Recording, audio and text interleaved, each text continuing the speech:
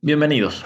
A continuación vamos a presentar el trabajo Aportes de la fotogrametría para la reconstrucción histórica de un CCD, la ex alcaidía de Presidencia Roque Sáenz Peña, Chaco, Argentina, el cual es un trabajo realizado por miembros del equipo del LIGIAT, el Laboratorio de Investigaciones del Grupo Interdisciplinario de Arqueología y Antropología de Tucumán, Ezequiel Del Bel, Bruno Salvatore, Constanza Cattaneo, Alexis Coronel, quien les habla Matías Lepori, Sofía Neder y Gustavo Spadoni.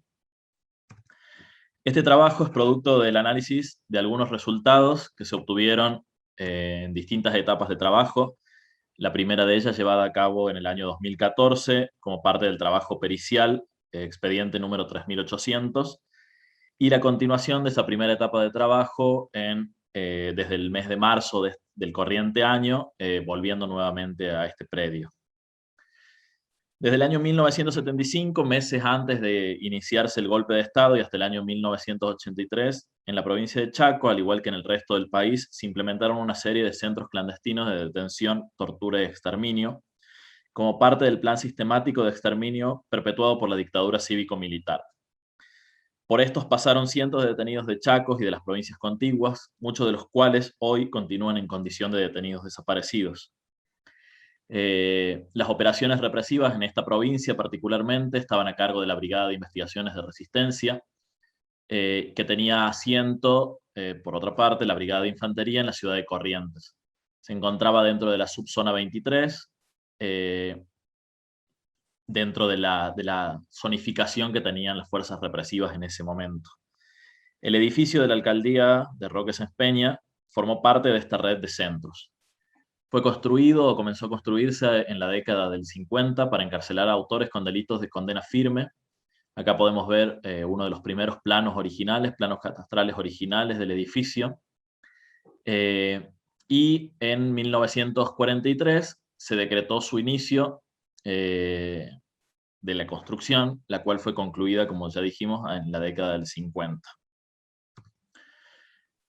Así terminó este espacio alrededor en el año 2013, luego de un habeas corpus que se presentó en el 2014 denunciando hacinamiento y pésimas condiciones de vida de los reclusos.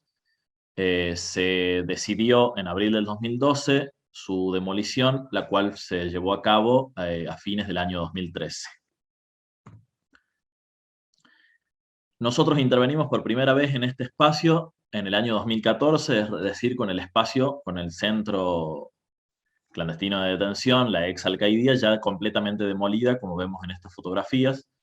Y entre los meses de agosto a octubre del año 2014, a pedido del juzgado de esta localidad, se llevaron a cabo tareas de pericias arqueológicas consistentes en prospecciones subsuperficiales con motobarreno y excavaciones tradicionales, manuales o con maquinaria.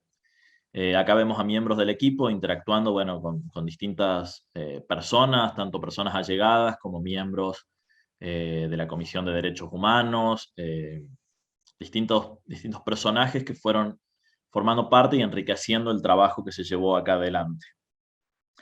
El trabajo principal que teníamos en este momento era el de dar con fosas de inhumación, tal cual había sido denunciado en el juzgado y que por eso se interviene. Para eso se identificaron tres grandes áreas que habían sido marcadas por varios testimonios como posibles áreas de inhumación. Estas fueron identificadas, trabajadas y descartadas como áreas de inhumación clandestina. Sin embargo, sí se constató la presencia de elementos asociados a la construcción del edificio, como cimientos, mampostería, y se recuperó material asociado a la existencia de la alcaidía y su funcionamiento diario, como materiales asociados a las actividades de cocina y aseo. Las herramientas principales que utilizamos fue el motobarreno, que podemos ver acá en estas fotografías. Es un instrumento cuya aplicación nos permite realizar sondeos acotados a profundidades variables. Se plantearon 512 perforaciones, tanto en el área 1 y 2, que veíamos anteriormente, y de acuerdo a las observaciones que se iban realizando, se plantearon trabajos de excavación manual o con maquinaria en sectores que presentaban anomalías o disturbaciones sedimentarias. Acá vemos un poco del trabajo con maquinaria y los tipos de restos asociados que aparecían. Vemos remanentes todavía de paredes, de cimientos, algunas suertes de losa que habían sido inalteradas todavía. Pero básicamente el trabajo concluye ahí porque la intervención era puntual para la determinación de la existencia o no de fosas de inhumación, las cuales no se identificaron. Pero en el año 2021, a partir de las tareas constructivas que se van a dar en este predio, que se están dando en este predio para la realización de viviendas dentro del plan Procrear, nos llamaron nuevamente para realizar un seguimiento de obra y monitoreo del trabajo de excavación y cualquier tipo de remoción de sedimento que se realizara en este predio. Para ello, viendo un poco, empezamos a tratar de ver cuáles eran las carencias que habíamos tenido en la oportunidad anterior, y una de ellas era ver cuál había sido la lógica interna de funcionamiento de este espacio, sobre todo acotado a los momentos en que había funcionado como centro clandestino. Acá en las imágenes que están pasando a la izquierda podemos ver las distintas imágenes satelitales a las que tuvimos acceso, que empiezan en el año 2003, donde todavía se ve la alcaidía en pleno funcionamiento. Las vamos a ver acá. Este es el momento de la alcaidía, 2004, 2013 con la demolición, en 2014 que se ven nuestras tareas de excavación, y ya el predio vacío a partir del 2014 y cómo empiezan las tareas del Procrear en las cuales nosotros ya intervenimos. Para eso, como les contaba, tuvimos un convenio con el Instituto de Datación y Arqueometría, del cual yo formo parte particularmente, y se incorporaron diversos análisis, utilizando como base imágenes obtenidas mediante la utilización de un vehículo aéreo no tripulado, o dron, y su puesta en funcionamiento a través de distintos software como la Keysoft Metashape, el QGIS y otros. Y acá, a la derecha, podemos ver la diferencia clara en el grado de resolución espacial que podemos obtener a partir del trabajo meramente de fotografía con un dron. Son imágenes correspondientes a abril del 2021. Este es el flujo de trabajo para el primer ortomosaico que se generó sobre el área. Vemos todavía la construcción en un estado todavía bastante precario, pero es en la etapa que más nos interesaba, dado que era donde se estaban haciendo los pilotes, que eran los que teníamos que hacer el seguimiento de obra por la remoción de sedimento. La idea era ver, a partir de las distintas vueltas a este espacio, el impacto que tenía sobre el predio y la georreferenciación de los distintos hallazgos con distintos sets de imágenes.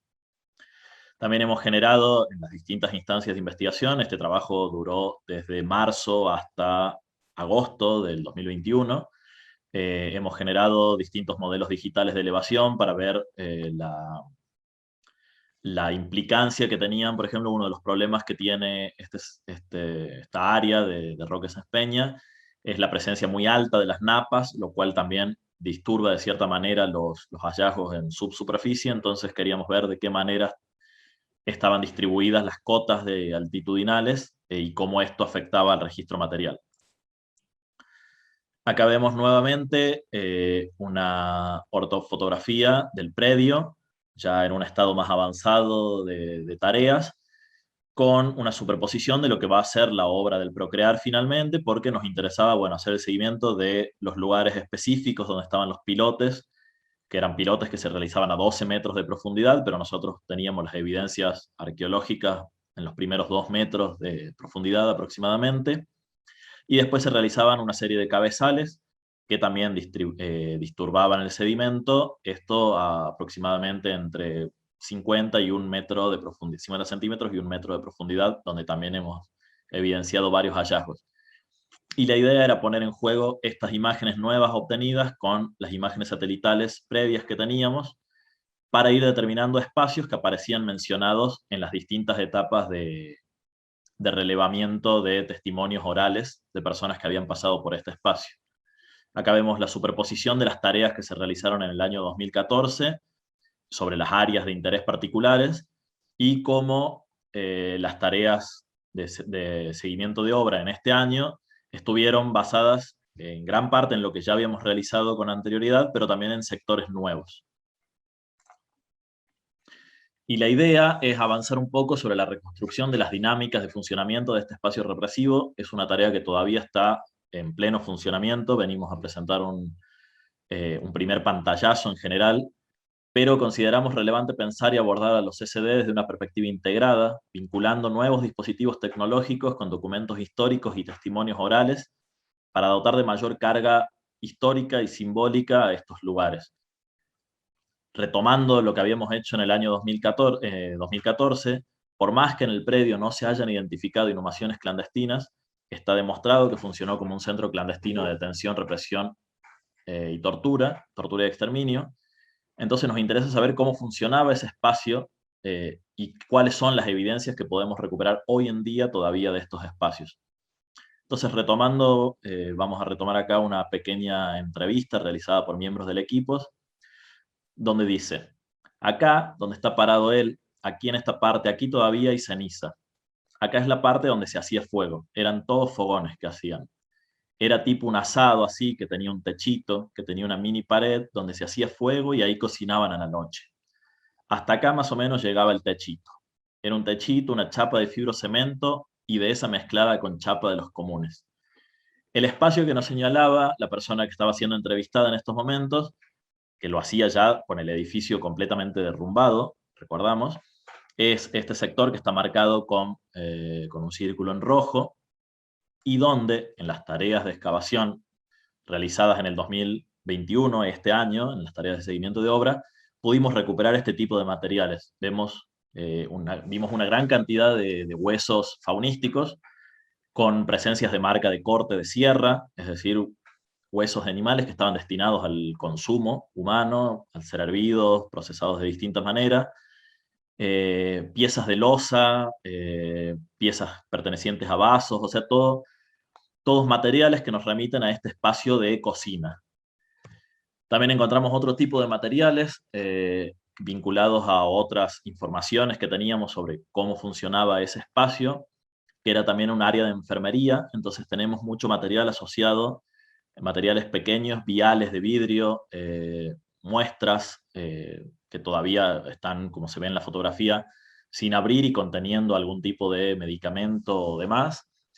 Y vemos materiales también asociados a la época que nos interesa, porque esa es la otra, cómo diferenciar, bueno, en qué momento estamos trabajando, qué momento estamos viendo el posible basural de este lugar.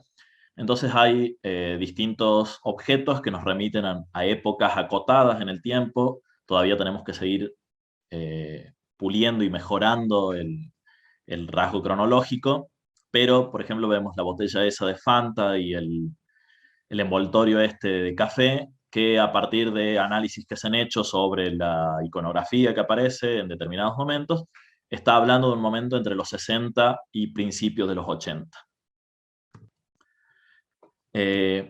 Así entonces un poco la idea es, a partir de la precisión que nos ha permitido tener el trabajo con el dron, que a su vez lo planteamos como una necesidad debido a que la intervención iba a tener la característica de no contar con los tiempos de una investigación arqueológica normal, sino que estábamos supeditados a seguir los tiempos de la empresa de constructora.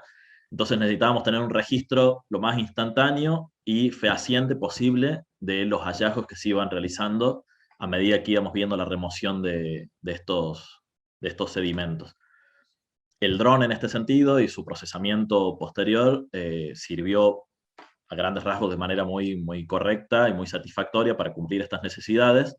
Y ahora lo que estamos haciendo es empezar a procesar estas imágenes y vincularlas, una vez más, con los testimonios orales de distinta gente que pasaron por ahí, para tratar de acceder de manera más precisa a los distintos momentos y distintos funcionamientos que tuvo este centro clandestino de detención, represión, tortura y exterminio.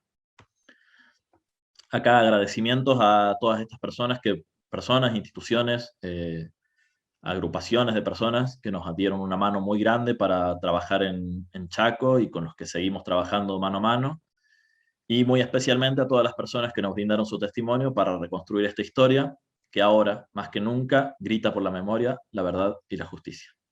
Muchas gracias.